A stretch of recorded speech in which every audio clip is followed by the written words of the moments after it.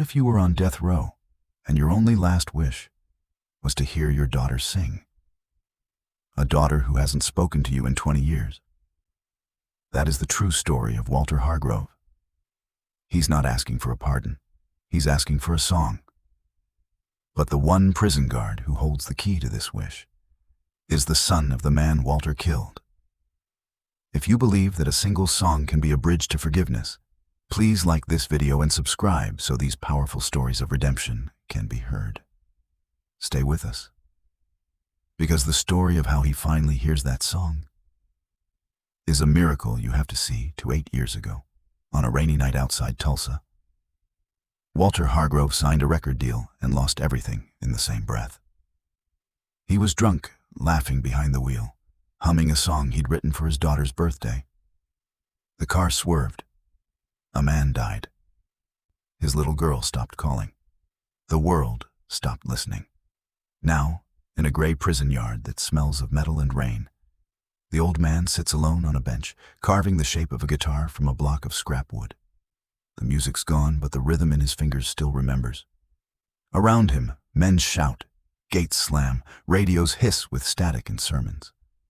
Somewhere down the hall, a guard yells his name. Walt Hargrove. Mail call, nothing again. He doesn't flinch. He's long stopped waiting for letters. They call him the quiet one in cell 23. He used to be a name, played honky-tonk bars from Tennessee to Texas. Folks sang his songs on the radio. Now, the only audience left is the sound of his own breathing. Some nights, he hums that same tune from years ago, soft and broken, until the younger inmates bang the walls and tell him to shut up. But he keeps humming, because that song isn't just music. It's the last thread connecting him to a world he ruined. "Tell me something, Walt," the chaplain once asked. "If God granted you one last wish before they take you, what would it be?" Walt looked up, his gray eyes cloudy as storm glass. "To hear her sing again," he said. "Just once. My little girl's voice." He didn't say her name out loud, but everyone in the block knew it. Lily Hargrove? The daughter who never came to see him. The child who once stood on stage at the county fair, singing the song her father wrote, the prisoner's song, before life made the title too real. Walt was 70 now, once a man of stages and neon lights, now a ghost behind concrete walls. He wasn't a monster, just a man who made too many wrong turns and never learned how to stop. He grew up in Tennessee, the son of a coal worker who prayed more than he smiled. At 16, Walt found his first guitar at a pawn shop and traded 3 months' wages for it. He played in church on Sundays, bars on Fridays, and tried to believe that one day music would save him. Then came fame, small, local, and mean. Late nights, cheap whiskey, applause that felt like forgiveness. Somewhere between the applause and the hangovers, he lost his wife. Then his faith. Then the little girl who used to fall asleep in the back of his pickup while he sang lullabies about angels. He remembers the night Lily told him, "Daddy, when you sing, it feels like home." He remembers the night, years later, when she said, "Don't call me again." That silence was heavier than any sentence the court could give. In prison, days blurred into sameness. Meals, counts, chores. Walt volunteered in the chapel, polishing pews, fixing old hymn books, pretending it was enough. But every time the choir practiced, he froze. He couldn't bring himself to sing along, not when the word forgiveness showed up in every verse. "Some debts," he murmured once, "ring longer than a church bell." Still, he prayed. Not for freedom, not for mercy, just for one sound, her voice. He imagined Lily out there somewhere, maybe married, maybe working, maybe still angry. But in his dreams, she always sang. Her voice was clear, like sunlight through stained glass. That was his punishment and his hope all at once. So when the chaplain asked again what he wanted for his last request, Walt only smiled a tired, crooked smile. "Just a song," he whispered. "The song I never finished." Outside his cell, the rain began to fall again. Soft and steady against the roof, keeping time with the faint heartbeat of a man who once believed music could save his soul. Inside those prison walls, redemption felt far away. But the old man still believed in one thing, that even behind bars, forgiveness can travel on the wings of a song.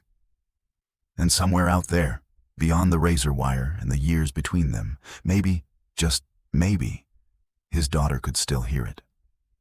The morning came with the sound of metal doors clanging open, sharp, cold, final. In Block C, the air always smelled of bleach and rust. Walt stood by the sink, washing his tin cup, when the new guard walked in. Young, tall, clean uniform, eyes that had seen too much too early. His name tag read, Reyes. He was polite but distant, the kind of man who didn't look you in the eyes unless he had to. Walt could tell right away. This boy didn't like men like him. "Breakfast run. Let's go," Noah said flatly. Walt nodded. No words, no trouble.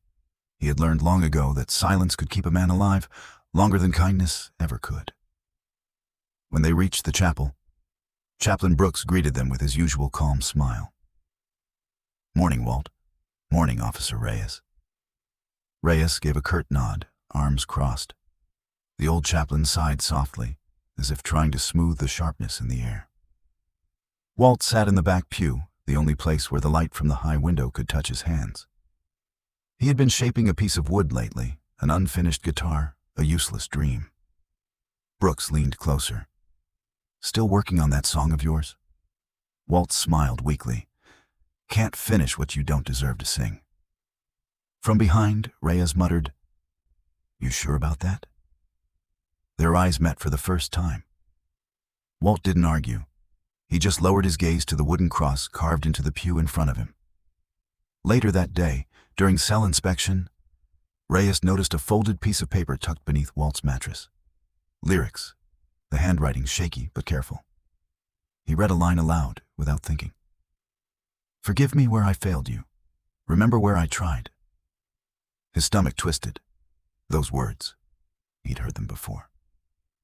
His father used to hum a song with almost the same line. A memory flickered, rain, headlights, a crash. His father's truck mangled on the side of the highway. Reyes froze. He looked back at the paper, at the name on the bottom corner. Walt Hargrove. The name from the police report. The man who killed his father. The guard's knuckles went white. He shoved the paper back under the mattress and stormed out of the cell. That night, he sat in the guard room, staring at the old photo he kept in his wallet. A man in a work jacket, smiling beside a fishing boat. His father. The caption on the back read, "For my boy, Noah. Keep the faith." Faith. He almost laughed. How could he keep faith when the man responsible for his father's death was sitting just 10 feet away, breathing the same air, talking about forgiveness and grace? For the next few days, Noah barely spoke to him. The silence between them grew thick, electric. Walt could feel the shift, though he didn't know why. One afternoon, when the chaplain asked Noah to escort Walt to the chapel again, Noah refused. "Find someone else," he said. Brooks looked at him quietly. "You know why he's here, don't you?" Noah's jaw tightened. "I know exactly who he is." That night, the storm rolled over the prison. Thunder shook the walls, rain drummed against the steel bars. Walt sat on his cot, writing again. Through the sound of rain, Noah's voice echoed from the hall. "You killed my father." Walt stopped breathing. Slowly, he turned toward the door. Noah stood there, eyes burning with grief and hate. "You were drunk," he said. "You were laughing when you hit him. He was just trying to get home." Walt said nothing. The silence was his confession. Finally, he whispered, "I know." Noah's voice cracked. "You don't deserve forgiveness." Walt nodded slowly. "You're right. But I still pray for it. Not for me. For her, my daughter. Maybe if she forgives me, God will too." For a long moment, the only sound was the storm outside. The sound of rain washing over stone. Reyes turned and walked away. But that night, Long after lights out, he couldn't sleep. The old man's words kept ringing in his head like a broken song. Forgive me where I failed you. Remember where I tried. Somewhere deep inside, against his will, a small part of him began to wonder. If grace could find a man like Walt Hargrove, could it ever find him too? Outside the prison walls, a small church stood at the edge of town, its white paint fading, its bell cracked, but still singing on Sundays. Inside, a woman's voice rose with the choir, steady, clear, unshakably calm. Her name was Lily Hargrove. To everyone in that church, she was the woman who sang grace into broken people. But no one there knew that her father was still alive. After service, she lingered in the empty pews, eyes tracing the sunlight through stained glass. The pastor, Elaine Carter, walked over, carrying 2 mugs of coffee. "You held that last note longer than the piano," she said gently. Lily smiled, small and distant. "I've had practice holding on to things." Elaine studied her for a moment. "You ever think about recording again? For yourself, not just the church?" Lily shook her head. Those songs belonged to another life. She didn't talk about that life. The one with a father who could make a crowd cry with a single chord. The man who wrote her first lullaby, who taught her that music was prayer with rhythm. The same man who never came home one rainy night. For years, Lily believed the hardest part of forgiveness was letting go. She learned later, it was remembering and not letting hate have the last word. Her mother had died the year after the trial. The shame was too heavy, the whispers too loud. After the funeral, Lily packed her things and drove west. New name, new start, no contact. But some ghosts travel quiet. They hide in melodies. Last week, while cleaning the church's old music room, Lily found a stack of sheet music in a broken box. One page stopped her cold. It was yellowed with age, edges torn. The handwriting was familiar, tight cursive, written with a musician's patience. The Prisoner's Song. Her throat tightened. She remembered sitting on her father's lap, his calloused hands guiding hers along the guitar neck. He'd said, "Every song's a bridge, Lily. You build it, someone else will walk across." She used to love that line, until he burned the bridge down. Elaine noticed the paper trembling in her hands. "You okay?" Lily swallowed. "I know this song. My dad wrote it." Elaine nodded slowly. "Maybe it's time you finished it." That night, Lily stayed in the chapel alone. She placed the sheet on the piano, pressing one note at a time. The sound was uneven, haunted, yet something in it still lived. Halfway through, she changed the final line. Instead of "I was lost and I lost you," she wrote, "I was lost, but your love still found me." It wasn't about her father anymore. It was about faith, about the piece of him she still carried, even after she swore she'd buried it. By midnight, she recorded a simple version on her phone. No audience, no edits, just her voice and the echo of an old promise. When she finished, tears streaked her cheeks. She whispered into the quiet, "If he's out there somewhere, maybe he'll hear it." Miles away, behind prison bars, Walt sat awake in the dark. He couldn't sleep. His heart felt heavy, restless. Like something in the world had shifted without him knowing why. The storm had passed. But in his chest, the rain kept falling. He looked down at his unfinished song and whispered to no one, "Lily, do you still sing?"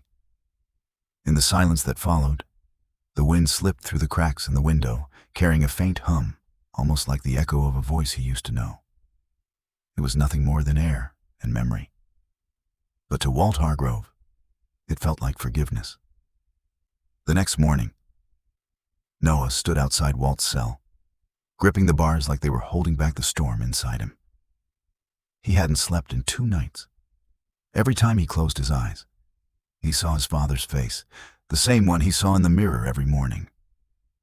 Walt looked up from his cot. "You gonna stare holes in the wall, son, or you got something to say?" Noah's jaw tightened. "Don't call me son." He stepped closer. "You remember a man named Gabriel Reyes, truck driver, 46. He died 8 years ago on Highway 19. You hit him." Walt's hands froze. The color drained from his face. "I remember," he said softly. "Every day since." Noah's voice broke. "That was my father." The silence after those words was unbearable. The humming pipes, the ticking light, even the air itself seemed to stop moving. Walt lowered his head. "I figured one day the Lord would send someone to collect that debt. Guess it's you." Noah's anger flared. "You think this is some kind of plan? You took everything from my family. You killed a good man. And you're sitting here writing songs about forgiveness?" "I'm not asking for yours," Walt whispered. "That's good," Noah snapped, "because you'll never get it." He turned to leave, but something in Walt's voice stopped him. "I don't expect to be forgiven," the old man said, eyes wet, voice steady. "But I still believe forgiveness exists. Maybe not for me, but for her. My daughter, Lily." Noah hesitated. "You still talk like you got hope." "I don't have hope," Walt said quietly. "I have a song. It's all that's left." Noah's throat tightened. He wanted to walk away, to shut it out. But the words stuck to him like wet gravel. That evening, he found Chaplain Brooks in the chapel, tuning an old radio. "Did you know who he was?" Noah asked. The chaplain looked up. "Yes." "And you still help him?" Brooks met his eyes. "You think mercy is only for the innocent?" Noah laughed bitterly. "Mercy's for people who deserve it." The chaplain smiled sadly. "Then none of us would have it." Noah turned away, fists clenched. "He destroyed my family." "And yet you're still here," Brooks said. "You could have transferred, but you stayed. Ask yourself why." Noah didn't answer. He walked out into the yard, the night heavy and hot, the sky full of insects and guilt. From the window of his cell, Walt could see him standing there, shoulders tense, head down, hands trembling. He knew that posture. He'd seen it in the mirror the night he was arrested. He reached for the notebook on his cot and began to write. His fingers shook, but the words came anyway. "For every road I broke, may you build one back. For every soul I hurt, may you send them peace. And for the son who hates me, may he find a way home." He folded the paper and slipped it through the bars onto the floor outside.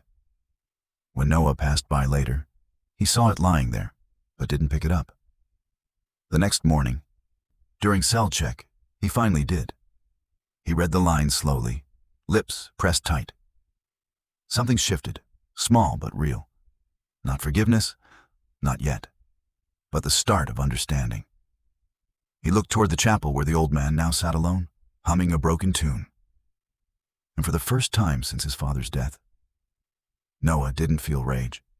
He just felt tired. He whispered to himself, "Maybe hating him ain't bringing my father back either." The chapel bell rang in the distance. Walt lifted his head, and somewhere between those echoing chimes and the sound of rain returning outside, the thin line between guilt and grace began to blur. It started on a Sunday morning. The kind of morning that carried peace in the air, if you didn't know what it cost to feel it. Noah was on duty in the chapel wing, half listening as Chaplain Brooks tuned the old radio on his desk. The speaker crackled, soft static filling the silence between them. "Trying to catch a sermon?" Noah asked, mostly to break the quiet. Brooks smiled. "No, son. A song." He adjusted the dial until the station cleared. A woman's voice drifted through, smooth, pure, like sunlight breaking through storm clouds. Noah froze. The melody was hauntingly familiar. The lyrics, "I was lost, but your love still found me." He didn't know how, but his chest tightened. The way she sang, the ache in her tone. It felt personal. He didn't even breathe until the last chord faded into silence. Brooks turned down the volume. "Beautiful, isn't it? That's a new recording from the church in Oklahoma City. The singer's name's Lily Hargrove." Noah's head snapped up. Hargrove. Brooks nodded, watching him carefully. You've heard that name before. Noah couldn't speak. He left the chapel in a daze, the name echoing in his head. Lily Hargrove, the daughter, the one Walt had been praying for. That night, he went back to the cell block, stopped outside Walt's door. The old man was sitting on his cot, carving the last curve of the tiny wooden guitar he'd been shaping for months.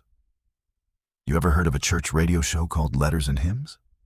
Noah asked quietly. Walt looked up, wary. Once or twice. Noah held his stare. They played a song tonight.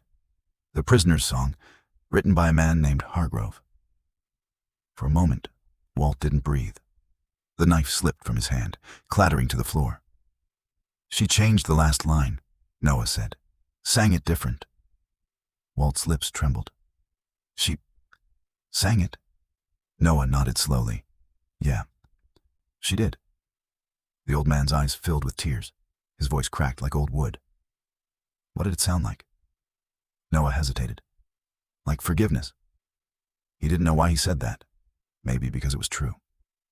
Walt leaned back against the wall, staring at nothing. His chest rose and fell in slow, uneven breaths. Then he whispered, almost to himself, Then God still lets broken men hear angels. For a long time, neither of them spoke. From the hallway, the faint hum of the radio still lingered. Lily's voice, far away but alive, floated through the static. I was lost, but your love still found me. Brooks appeared in the doorway, his tone quiet but firm. She doesn't know he's alive, Noah. The station doesn't know who wrote the song. It's just a hymn now. Walt smiled through the tears. Maybe that's how it should be. Noah looked at him, this old man with trembling hands and tired eyes, carrying guilt like a second skin. And something in him softened. He thought about his own father, about the years he spent hating a ghost. Maybe grace didn't mean letting go of justice. Maybe it meant stopping the bleeding long enough to feel human again. When he left the cell, he didn't shut the radio off. He let the song play, echoing down the corridor, until even the guards on night shift went quiet. And for the first time since coming to that place, the prison didn't sound like punishment. It sounded like redemption. The days moved slower after that.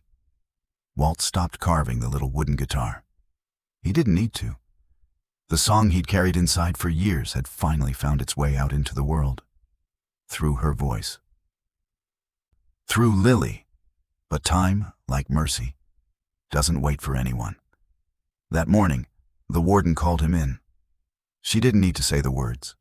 Walt already knew. His last appeal had been denied. Execution was scheduled for Friday. He just nodded. Friday's fine. Back in his cell, he sat quietly for a long time. The light fell across his hands like old lace, trembling over skin marked by years of regret. When Noah stopped by for rounds, Walt looked up. I want to ask you something. Noah hesitated. What is it? I don't need a preacher or a pardon, Walt said. Just one more time. I want to hear that song again, the one she sang. Noah stared at him. You know that's against the rules. I know. Why me? Walt smiled faintly. Because you're the only one who still listens. That night, Noah couldn't sleep. He sat in the break room, staring at the radio, the same one the chaplain used for sermons. His hand hovered over the switch. One small turn could cost him his job, maybe worse. But he remembered what Brooks had said. Mercy doesn't erase justice. It just stops the bleeding. And he was tired of watching people bleed. So he turned it on. The song came through, soft at first, like it had to find its way past the walls. Lily's voice filled the air, fragile but strong, like a prayer whispered by someone who finally learned to let go. Walt stood when he heard it. His body shook, his eyes closed. For a moment, the cell wasn't a cell anymore. It was a church pew. It was a front porch. It was home. He mouthed the words he'd written years ago, the ones she had changed. I was lost, but your love still found me. The guards outside fell silent. Even the warden stopped in the hallway, listening. When the last note faded, Walt sat down, tears running down the lines of his face. He whispered, "Tell her. Thank you for giving my song a home." Noah swallowed hard. "I will." The old man smiled, small, peaceful. "You already did." They sat in silence for a long time after that. The radio buzzed softly in the corner, still warm from the signal. At midnight, Chaplain Brooks arrived. Walt was ready, calm, steady, hands folded in his lap. "Any last words?" Brooks asked quietly. Walt shook his head. "No." The song said them all. As they walked him down the corridor, the prison lights dimmed slightly. Noah followed behind, not as a guard anymore, but as something closer to a witness. Walt paused once before entering the chamber. He turned, eyes soft and tired. "Son," he said, voice low. "For what it's worth, your father raised a good man." Noah couldn't answer. He just nodded, tears burning in his eyes. When the door closed, the last sound that lingered wasn't the hum of machines or the turning of keys. It was Lily's voice, still echoing in his mind, wrapping around the old man's memory like light around darkness. And somewhere far away, at that same hour, Lily woke suddenly in her small apartment, heart pounding for no reason she could name. The radio on her nightstand was still playing. Her own song came on again, replayed for the late-night broadcast. She sat there, listening, hand over her chest, whispering softly, "Wherever you are, Daddy, I hope you found peace." In that moment, both father and daughter were connected by the same note. A single breath of forgiveness that neither of them saw coming. But both had been waiting for all their lives. The sun was just beginning to rise when the prison gates opened for the morning shift. The air was cold, quiet, and clean, the kind of silence that follows after something holy has passed through. Inside the chapel, Chaplain Brooks stood before the small wooden cross. He placed something beneath it, a tiny, hand-carved guitar, smooth and unfinished. A tag hung from its neck, W. Hargrove, 1952-2025. He whispered a prayer and left the lights low. Later that week, a letter arrived at a church in Oklahoma City. The envelope had no return address, only a short note inside, typed and unsigned. He heard her. That's all he ever wanted. Pastor Elaine found Lily sitting near the piano, reading over new hymns. She handed her the letter quietly. "This came for you," she said. Lily frowned. "For me?" "From who?" "No name," Elaine said. "But it sounds like someone who knew your father." Lily unfolded the note. The words were simple, but her hands began to shake as she read them. He heard her. She closed her eyes. Her lips parted, but no sound came out. For a long time, she just sat there, holding that single line as if it could bring back everything she'd lost. Finally, she stood and walked to the piano. The same one she had recorded on weeks ago. The same one her father once played when she was a child. She laid the letter beside the keys and whispered, "Then he's free." That Sunday, she sang the prisoner's song again. Not for a record, not for the congregation, just for herself. The church was half empty, but her voice filled every corner like light spilling through stained glass. As she sang, something inside her lifted. Not the bitterness, not even the grief, but the weight of silence between them. In the back row, Pastor Elaine watched quietly, tears on her cheeks. And when Lily reached the final line, "I was lost, but your love still found me," her voice broke. But she kept singing, because now the song didn't belong to her father anymore. It belonged to everyone who'd ever needed forgiveness and didn't know how to ask for it. After the service, she walked out to the garden behind the church. The air smelled like rain and cedar. She looked up at the sky, soft blue and endless, and smiled. Far away, in the prison chapel, the morning light hit the little guitar on the altar. The dust shimmered around it like gold. And for a moment, just a moment, the still air seemed to hum with the faint echo of a song. Maybe it was memory. Maybe it was faith. But if you'd been there to hear it, you might have sworn it sounded like peace. Because some songs aren't meant for fame or radio. Some songs are prayers, written by broken hands, finished by forgiving hearts. And in the end, that's what this story was. Not about a prisoner, not about a crime, but about a father who stopped running from his sin, a daughter who learned to forgive, and a song that finally found its way home.